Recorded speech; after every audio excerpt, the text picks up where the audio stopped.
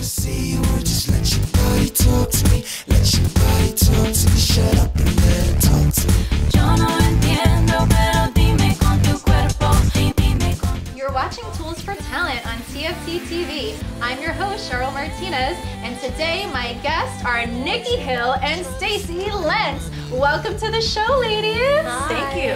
Thank you for having us. I am so happy to have these powerful, independent, hardworking females here with me today, representing all the amazing women out there right now. So I would love if you girls just introduced yourselves real quick and let the audience know who you are. Okay, sure. My name is Stacy Lentz, and I'm actually the co-owner of the Stonewall Inn and the CEO of the Stonewall Inn Gives Back initiative, which is a nonprofit that does a lot to work with LGBTQ people that are marginalized and live in the South or rural areas where it's still tough to actually be out and be visible. So we raise funds for them and we work with grassroots organizations. So super excited about it. That's amazing. And I get to produce some of the big nightlife events with my partner here, Nikki Hill, in terms of nightlife for women. And some of the biggest ones, especially during NYC Pride. Yes, coming up soon Yes, this summer. so We're going to get to excited. that. We'll tell you where all the best our pride parties are going to be. Sure. So make sure you keep Peer watching. pressure. So, And you. Yeah, so my name is Nikki Hill. I'm an event nightlife producer. I am the CEO and founder of Spice NYC, and we just celebrated our 10-year anniversary party. Yeah, for over a decade. So we've been producing events for women in the scene in nightlife, and our main focus is it's lesbian centric, and one of our loves and passion are getting like a lot of independent artists, women who aren't signed, or just artists in general who aren't signed with a record label, and just giving them that platform. I love that. Yeah, so it's really important. So I love to use my platform to give the artists their platform to perform for our women. Amazing. So, yeah. Amazing. And so you have an event coming up soon, I have an right? event coming up soon. It's Saturday, June 16th. It's really the Pride kickoff of the Pride Week for New York City Pride. Okay. And it's going to be at Monarch Rooftop. It's a day party. We have an amazing artist, Karma J. She's very up and coming, and she's going to be performing her music. And then we pulled this international duo called New Fame that they're on probably 100 tour date. A North American tour. They booked 50 last week, but they keep growing. Wow. And they told me they're going to get 100 dates. So we're one of the 100. Yay. And they've been reaching out to me for 2 years, and it's just, I always wanted to work with them. Like, they're so charismatic. A lot of the artists that I work with are super charismatic, and the women love it. I mean, we get like a really great response. Yeah. We just had Hood Celebrity. I grabbed her, right?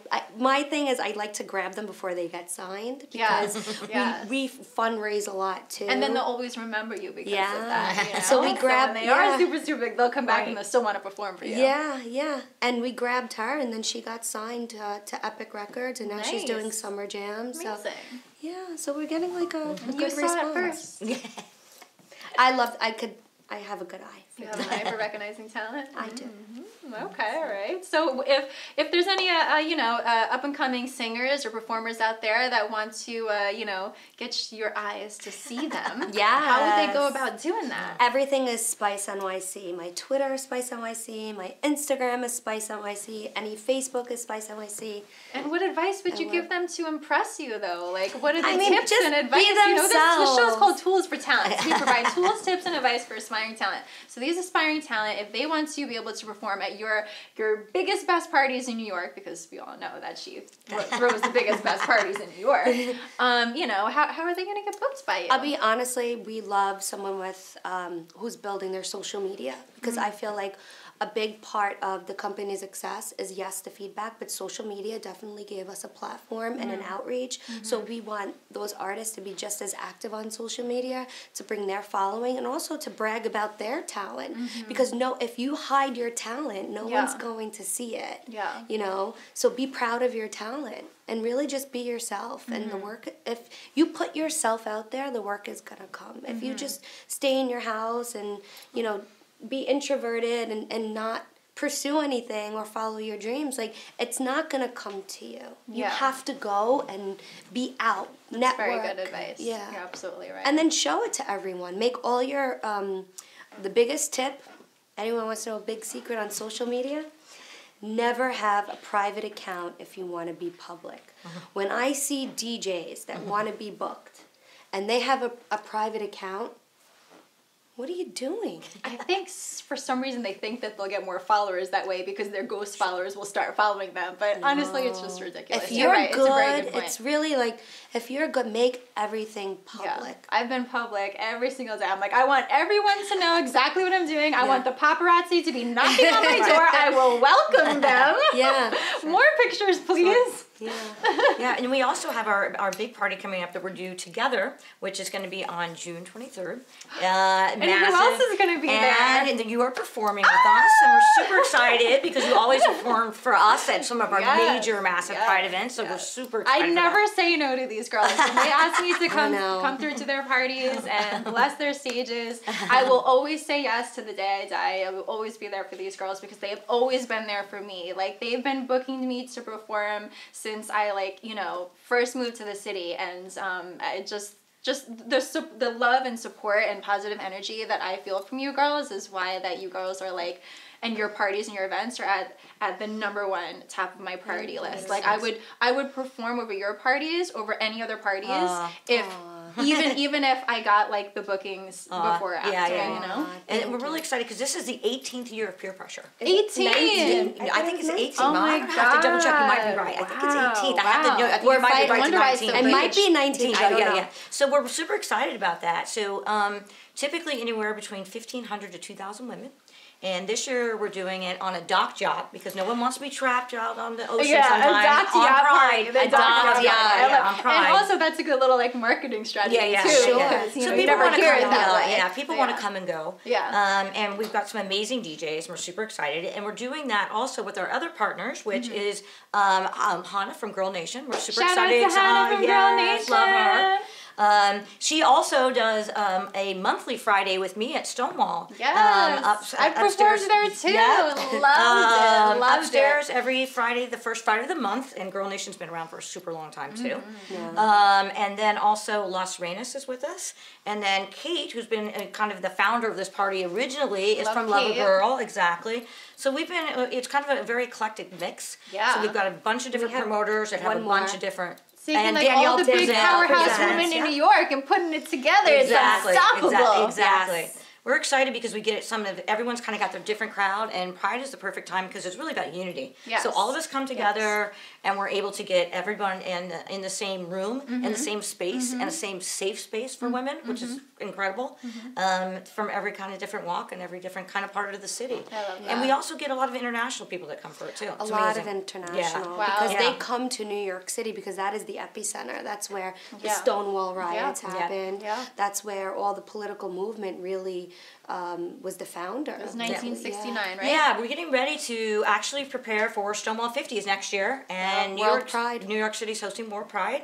So we're super excited about that, which is amazing. Yeah, I just got chills. Yeah, I would think that probably, gosh, normally on a Pride Sunday they say about 2 million people line the parade. I think we could expect about 4 million people for World Pride, which is World Pride. Oh my God! So. Because normally it's 2 million. That line the parade. Wow. Even that is like insane. Yep. So start building up your following. Because we're booking for World Pride. And I think it's also interesting with the 50th, lots of different things are kind of gearing up for that. But it's amazing looking back about how different life was in 1969. I know. And how different it is today. And we're super honored at Stonewall to kind of be the keepers of that living, breathing piece of history. Yes. And we try to work we just started our own nonprofit called the Stonewall In Gives Back Initiative. And like I said, we're working with marginalized people. So we're really excited about all of it. Yeah. I mean, Stonewall is a national, iconic, historic, like it's monument. Just, monument. Yeah, the park's monument. To be one of the owners of that, like you must just feel so honored. Yeah, you know? it really is. Sometimes it's humbling and overwhelming, and really, we all bought it as a group. And in 2006, when it was closed, it couldn't become a Starbucks. It was literally closed. Wow. A group of investors and myself and my other 3 partners, Kurt Kelly, Bill Morgan, and Tony DeChico, and it's been an amazing run for us. And we do a ton of nonprofit events, charitable events, in addition to you performing and Girl Nation being there. We do a lot of different things, so we're super excited that it's kind of the place where the community comes to gather and celebrate. Yes. Whether that's gay marriage passing and all that kind of stuff, Oh, or to mourn after the Pulse shooting in Orlando. Yeah. So it's kind of like it's the church. We're the mega church, if you will. So, but yeah, we're really excited for all the Pride stuff that are coming up, though, too. Pride events. I know. Speaking of Pride, like, how can they get tickets for this boat party? Is it exclusive invite only type thing? No, I think, oh, wow, what is the website? It's going to be the docked yacht. The docked yacht, and what we could... Was it like the Pride docked yacht? Yeah, I think so. It's called the Pride Docked Yacht. I do believe so. Or you can follow Spice NYC, or just come, or my Instagram is Stacy Lentz. Yeah. Just my name, Stacy. Or you could ask me. I mean, I'll be there. Yeah. Honestly, every event that we do or that we're affiliated with, because we're doing a huge event on Sunday, which is New York City Pride Sunday, and we're actually involved with the New York City Pride people. So you have Stacy Lentz, Stonewall, you have Kate, and you have Cynthia Russo is another powerhouse, and then you have Nikki Hill from Spice NYC. And so any event that we have is always listed on spicenyc.com. You go to spicenyc.com, you can buy any tickets to anything. Yeah. Eventbrite, you know, we put all the links. Like, really, if you want to come out, we're so easy to find. Cynthia and Kate too. Cynthia and Kate, we gotta bring them on too. I know. We have a big show. But the Sunday one is at Hudson Terrace. And it's called Femme Fatale. And again, partnering with Heritage of Pride, which is NYC Pride, and they are the group that puts on the parade. The march, actually. The march. Yeah, I got corrected too. It's not a parade, it's a march. And I was like, but why? They're like, because we still have to march. Because our rights can be taken away. Yeah, because they said, but they were real sad. They were like, because a parade means that it's over and we're celebrating. And it's very important to let people know that it's not over. It's never really over. Yeah, and it's not. We have to keep fighting, especially in these times. Because I think a lot of people could see their rights taken away, sadly. But yeah, so that's Sunday, Hudson Terrace. And we've got also Madison Page, who is a very highly followed on Instagram and things of that nature model, LGBTQ model. So she'll be our host. Androgynous. Yeah, like she'll be our host. Yeah. She's like the new Ruby Rose. Yeah, exactly. So she's going to be there as well. And then we've got 3 different DJs. And Hudson Terrace is like one of the best rooftops in the city. Yeah. And it's retractable in case it rains, so we're good. So it should be a lot of fun. Yeah, perfect. Yeah, we're excited about that. So I'd love to talk a little bit about the beginning of your careers and how you got to be this successful powerhouse woman that you are right now. I'd love to know how it all started and what advice you'd give as far as how to, people want to follow in your footsteps. Wow, it all started. I came out as a lesbian at 21, and I was bartending while going to nursing school. Wow. So it just so happened that this big Italian guy that I used to bartend for, Frank, he owned a restaurant called Sophia's, which I think it's still around in Bay Ridge. Yeah. He was also the owner of Heaven's. I remember Heaven's. And then when I found out, I was like, please get me in there, please. And like, you couldn't get in there. Like, the bartenders retired there. It was so tight to get in there. But I got in there as a shot girl, and I got in there as a 30 and over party on Fridays. And then they just saw, like, people would come and see me, and like all the older women, like, they would decompress, and then I would stay at night, and I made a killing off of selling these little shots. Wow. So I was like, I'll just go to school during the day and work 2 days at night, and I'll be fine. Yes. And then they approached me, and they were like, oh, you should throw a party for us. And I was like, a party? What do I need to do? Get the emails, bring in the bar, don't worry about the bar, you keep the door, this and that. And that was it. And then, I did that for a year. You were just so good at it that you were like, okay, this is for me. Yeah, I opened up. I became partners in Club Remix. On Friday nights, I invested in a all-girl party. Because now that I was, like, being a nurse, I was making a good living, but I was only working 3 days a week. Yeah. And I was this young, 24-year-old with all this energy. I'm like, what am I going to do for 4 days? Like, even if I put in overtime, I'm like, I have 4 days off. Sure. This is crazy. So I invested in a nightclub, and I invested in lesbian nightlife. It was just, it's satisfying because even though like Stacy, yes, she works with a lot of non-for-profits. I work with a lot of non-for-profits as well, and we always try to raise money and give back to the community. Like we had at Stonewall, we had a lot of mental health. People don't, I like to open up a can of worms that people like don't like to talk about. So we had a mental health charity event with Cal and Lord, and people got up and told their stories and their struggles, and it just like it made everyone bond over something. And I've made like amazing new friends, and we just gave back to the New York Center for Children because April was Child Abuse Awareness Month. So really, like that's how it all started. I was a bartender. I was able to invest in a I still do both. I'm a family nurse practitioner. I specialize in pain management. Thank you for being a nurse, by the way. That's like such like an honorable job, and you're I enjoy it too. So that's incredible that you are a nurse and investing in all these companies and the charities and running all these events. Like you must have a lot of energy. Right?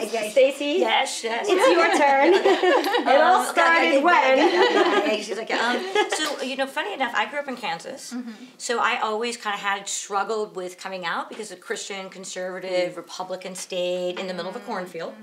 And then I moved to New York, and I had a bar down south with my brother. I would always hang out at the Duplex, which is, a piano bar near Stonewall. And I lost a bar, a house, and 2 businesses in Katrina with my brother.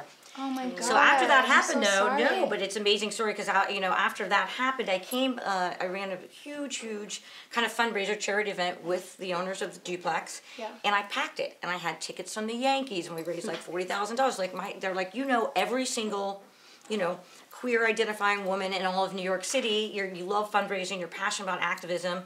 The Stonewall is closing. We'd love for you to be a partner with us and get in with us, and invest with us. And so it was an amazing opportunity, to save history, but typically if you went into the Stonewall before in the early 90s and late 90s, women were not welcome. It was a boy bar. It was always a male-dominant bar. Yeah. And we feel like that's a part of history that everyone, straight allies, everybody, our trans brothers and sisters, everyone should be welcome in that bar. Absolutely. And I really got the opportunity to open it up and change it. And again, thanks to people like Hannah, who started Girl Nation with us years ago, Friday once a month, a bunch of us were able to kind of really get Stonewall back on the map in terms of a safe space for queer identifying women. So it's been an amazing journey for us. So for me, I think it was timing, right place, right time, and just being like Nikki, we're just really passionate about it, and we really do care. And I think when you're passionate, and I think when you're passionate about it, and you want people to have fun and have a good time, but still get the gist of some kind of cause and give back, it's an amazing opportunity, and create spaces where people can find their partners, their lovers, their best friends, and sometimes more important, their chosen family, because a lot of us don't have families because of what we struggled through in coming out process. So it is creating families. That's amazing. That's so beautiful. It's very gratifying. It makes like your work like so much more rewarding, knowing that you're like making a difference in all these people's lives and just adding happiness to their life, Yeah. And giving people like everybody a chance if they want to perform or do stand up, and I think everyone's done that. So it's been really cool. Why I'll do your parties as long as you guys still think I'm good looking enough to do it. Like I'll be there because I have so much fun every time I perform at your parties, and the positivity and the love that I feel from all the girls. Like sometimes I'm just like, wow. Like, are you sure it's love and they're not just like, like Cheryl. It's so great. Honestly, I've made so many friends, and it's just always a great time. But I think it's about creating bonds, right? And then also, like I said, I think it's really important to give people those kind of spaces where they can be themselves. Yeah. And that doesn't always happen. You know? And it's interesting. I think there's probably 55, male-dominated, LGBT bars. There's no spaces left hardly anymore. There's no spaces for lesbian women or I can't believe queer identified. It's really tough. It's really tough right now. See, Stacy uses queer, the umbrella term, but I usually separate it. Like I say lesbian, I say bisexual. Because I feel like everything of the rainbow, every spectrum of the rainbow, so that's why, when we keep going back that's fine. That's fine. All right, clarification for you. Terminology, right? Terminology. But, really, for women, of the rainbow. There's really no spaces for us. Well, so thanks to you, ladies. we try. we try. But it's welcome to everyone. But it's always Yeah. Like if guys tried to show up at your parties, what would you guys Of course, do? they can come I in. let them in, but course. it depends. Like I have friends who have straight friends that want to come, but everyone knows they have to respect the women because they're not here for you. Yeah, I know exactly. You wanna hang out. You like the music. I mean, I get a lot of great artists that they have a global all different kinds, but you have to respect people's sexual orientation and who they want to date.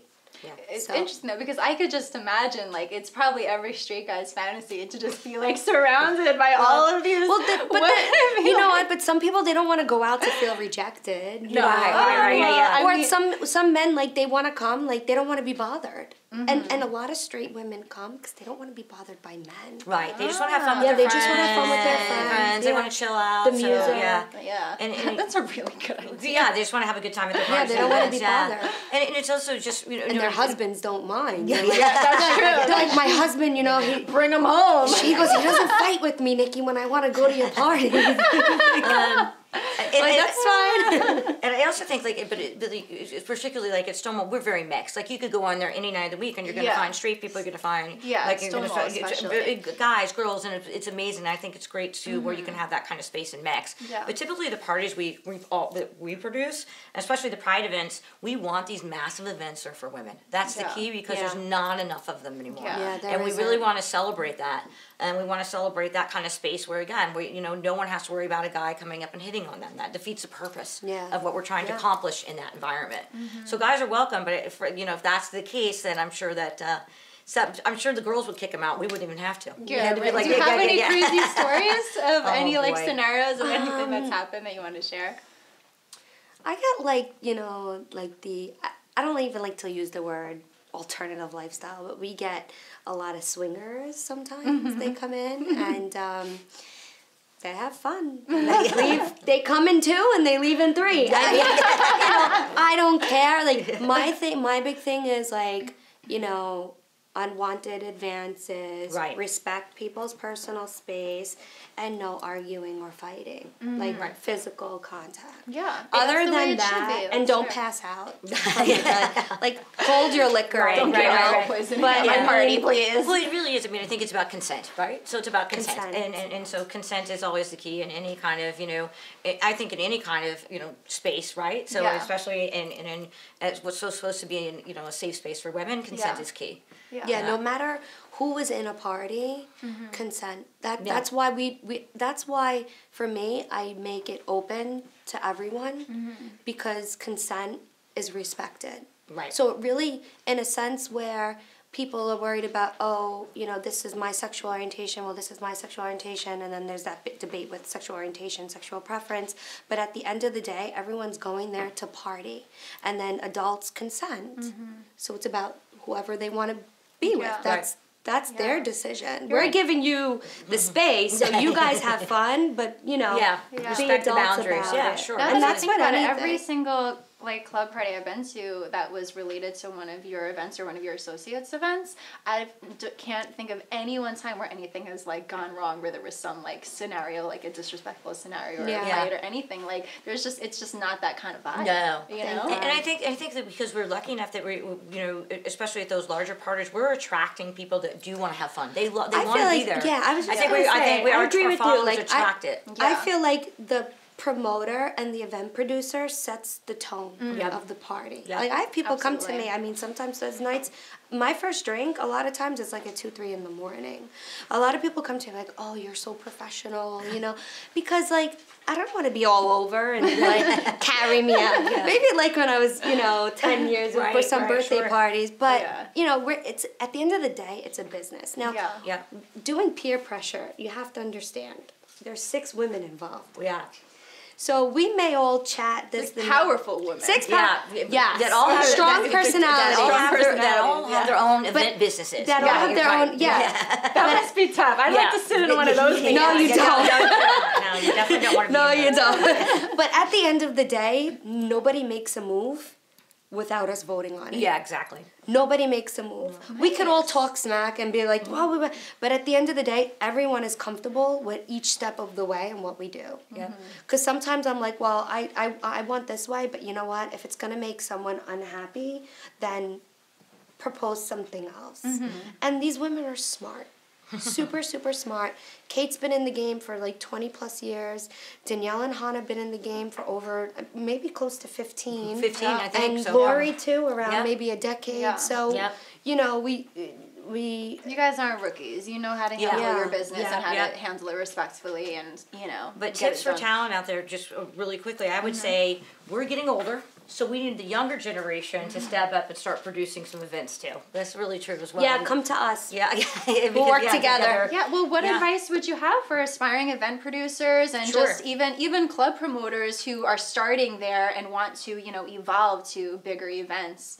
You know? I think the main thing is, like, again, it's kind of your vibe and kind of the people you attract from that. So obviously you've got to be super active on social media and constantly on Instagram and constantly promoting, almost to the point of being persistent but not aggressive. Yeah. Fine line. Consistent.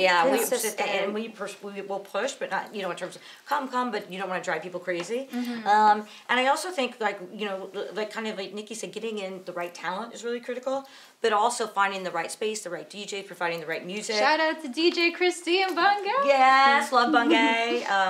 She's DJing for us tonight at Stonewall every Friday. But again, so if you're around, come to first Friday of every month, Hannah Girldation at Stonewall. Make sure that you come to Peer Pressure Saturday, June 23rd, and That's at the nighttime. And June 16th is our bikini blast, our Pride Bikini Blast party. SpiceNYC.com has all the information. And also Femme Fatale on Sunday. And again, thank you for having us. We're so excited that you're going to be performing with us on Saturday. Thank you for doing everything you girls have done to just, you know, change, you know, the way women get to party in the city. I know there's so many girls that are so thankful that they have these amazing events to go to. And that's all thanks to you guys and your team. So please keep putting on these amazing parties. Please keep hiring me because I love coming. And come out behind your computers. Come out offline, because online could suck you in. All right, so you want to come out offline and come into the party. The most fun girls in the city. Get off swiping left, swiping right. You gotta go out and meet in person. Yeah, no more swiping. No more swiping. Here, I really, really appreciate it. We have Nikki, we have Stacy, and you guys are watching Tools for Talent on TFT TV. I'm your host, Cheryl Martinez. See you next time.